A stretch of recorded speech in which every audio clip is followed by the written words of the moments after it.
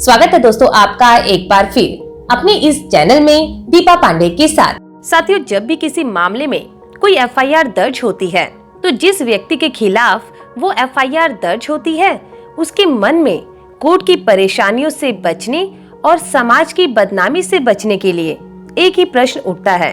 कि कैसे न कैसे करके इस एफआईआर को खत्म करवा दिया जाए, जिसके लिए वो सीआरपीसी की धारा 482 के तहत कंसर्न हाई कोर्ट में अप्लाई भी करता है। लेकिन हाई कोर्ट में उसकी ये एप्लीकेशन एक्सेप्ट होती है या रिजेक्ट, एफआईआर क्वैश होती है या नहीं होती है, ये पूरी तरह से हर केस के अपने अपने नेचर, उसकी गंभीरता पर डिपेंड करता है। तो चलिए सुप्रीम कोर्ट के एक ऐतिहासिक फैसले के माध्यम से समझते हैं कि एफआईआर को क्वैश करने के लिए सुप्रीम कोर्ट की क्या गाइडलाइंस है, जिसको बेस मानते हुए हाई कोर्ट उस पर अपना फैसला सुनाता है क्वैशिंग ऑफ एफआईआर पर। प्रभात भाई Iyer versus state of Gujarat and others 2017 के एक मामले में सुप्रीम कोर्ट ने अपना फैसला सुनाते हुए एफआईआर को क्वैश करने के लिए 10 नियम बताए थे, जिसमें पहला नियम ये कहता है कि सीआरपीसी के सेक्शन 482 का उद्देश्य कोर्ट की प्रोसीडिंग्स के दुरुपयोग को रोकना है, जो कि हाई कोर्ट की पावर्स में पहले से ही शामिल है। और इसी फैसले का दूसरा नियम कहता है कंपाउंडिंग एन ऑफेंस, जो कि सीआरपीसी की धारा 320 में दिया गया है, वो अलग है क्वैशिंग ऑफ एफआईआर, जो कि सीआरपीसी की धारा 482 में दिया गया है। यानी आरोपी और शिकायतकर्ता के बीच समझौते के बाद या तो आप कंपाउंडिंग एंड ऑफेंस के लिए सीआरपीसी की धारा 320 के तहत एप्लीकेशन लगा सकते हैं, या फिर आप हाई कोर्ट से एफआईआर को क्वैश करने की या क्रिमिनल प्रोसीडिंग्स को खत्म करने की एप्लीकेशन सीआरपीसी के सेक्शन 482 में लगा सकते हैं, जिसमें नॉन कंपाउंडेबल ऑफेंस भी शामिल होते हैं। लेकिन यहीं पर सुप्रीम कोर्ट ने अपने तीसरे पॉइंट के जरिए ये बात बताई है कि क्वैशिंग ऑफ एफआईआर के समय हाई कोर्ट की ये ड्यूटी बनती है कि वह इस दौरान जस्टिस यानी न्याय के नियमों का उल्लंघन ना होने दे, इनजस्टिस ना होने दे। यानी इस चौथे पॉइंट्स के रूप में सुप्रीम कोर्ट ने बताया है कि सीआरपीसी के सेक्शन 482 की पावर्स के दौरान हाई कोर्ट को दो बातों का ध्यान देना होता है। पहला, न्याय के आदर्शों का पालन हो, तथा दूसरा, कोर्ट की प्रक्रिया के दुरुपयोग को रोका जा सके। सुप्रीम कोर्ट ने 5वें नियम में ये बताया है कि हाई कोर्ट की ड्यूटीज बनती है कि वह केस के फैक्ट्स और परिस्थितियों के आधार पर ये निर्णय ले कि वह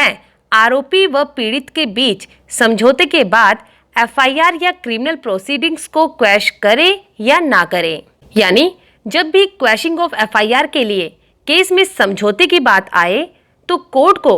आरोप की गंभीरता पर विचार जरूर करना चाहिए। इसी फैसले के छठे पॉइंट में बताया गया है कि जब भी क्वैशिंग ऑफ एफआईआर के लिए केस में समझौते की बात आए तो कोर्ट को आरोप की गंभीरता पर विचार करना चाहिए। गंभीर अपराध जैसे मर्डर, रेप, डकैती आदि को समझौते के आधार पर खारिज नहीं किया जाना चाहिए, क्योंकि ये अपराध शिकायतकर्ता के पर्सनल अपराध नहीं होते हैं। इसका प्रभाव पूरे समाज पर पड़ता है, जो कि एक स्टेट केस माने जाते हैं, जिनको स्टेट डील करती है, जो कि एक सोशल ऑफेंस होते हैं, जिनमें ऐसे केसेस में ट्रायल होने के बाद ही सत्य का बाहर आना जरूरी होता है। तो ऐसे जो गंभीर अपराध होते हैं जो कि स्टेट के मैटर बन जाते हैं, जिसमें बाद में जो शिकायतकर्ता होता है वो केवल एक गवाह का काम करता है। यानी ऐसे केसेस में शिकायतकर्ता के समझौते पर केस वापस नहीं होता है, ना ही खारिज होता है। पूरे ट्रायल के बाद ही उसका निर्णय सामने आता है। ऐसा करना इसलिए जरूरी होता है क्योंकि अगर ऐसा नहीं किया गया तो आर्थिक रूप से जो व्यक्ति ताकतवर है या जिसका दबाव बनता है वो समझौता करके ऐसे अपराधों से बच सकता है, और ऐसे में समाज में एक गलत एग्जाम्पल जा सकता है, जिससे बचने के लिए सुप्रीम कोर्ट ने अपने निर्णय के दौरान ये पॉइंट सामने लाए हैं। इसके अलावा सुप्रीम कोर्ट ने 7वें पॉइंट्स के रूप में ये बात भी सामने रखी है कि छोटे और सिविल समान नेचर के ऑफेंस जो कि अन्य श्रेणी में आते हैं, जैसे व्यवसायिक, आर्थिक, वाणिज्यिक, पार्टनरशिप या ऐसे ही मिलते जुलते अपराध जो सिविल समान श्रेणी में आते हैं, तो ऐसे मामलों में हाई कोर्ट अपनी इस पावर का यूज करके समझौते के आधार पर उस एफआईआर को क्वैश भी कर सकती है।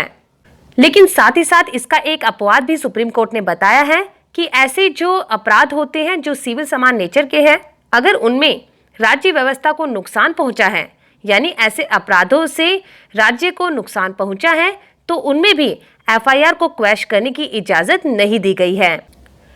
यानी साथियों, शॉर्ट में समझे तो क्वैशिंग ऑफ एफआईआर सिविल समान नेचर में तो संभव है समझौते के आधार पर या कंपाउंडेबल ऑफेंस में जो सीआरपीसी की धारा 320 में दिए गए हैं, लेकिन जो गंभीर अपराध होते हैं उन्हें ना कंपाउंडेबल ऑफेंस में शामिल किया गया है और क्वैशिंग ऑफ एफआईआर में भी इन्हें इग्नोर किया गया है। तो उम्मीद है साथियों, आज की इस जानकारी से आप समझ चुके होंगे कि क्वैशिंग ऑफ एफआईआर के ऊपर सुप्रीम कोर्ट का क्या डिसीजन है। अगर इससे जुड़ी कोई भी आप जानकारी चाहते हैं तो नीचे कमेंट सेक्शन में हमसे पूछ सकते हैं या हमारे हेल्पलाइन नंबर 8295723604 पर हमसे कांटेक्ट कर सकते हैं। और ऐसी ही नई नई जानकारी के लिए आप हमारे चैनल को सब्सक्राइब जरूर कीजिएगा। तो फिर मिलेंगे आपसे ऐसी ही किसी नई कानूनी जानकारी के साथ, किसी नए टॉपिक के साथ। तब तक के लिए नमस्कार।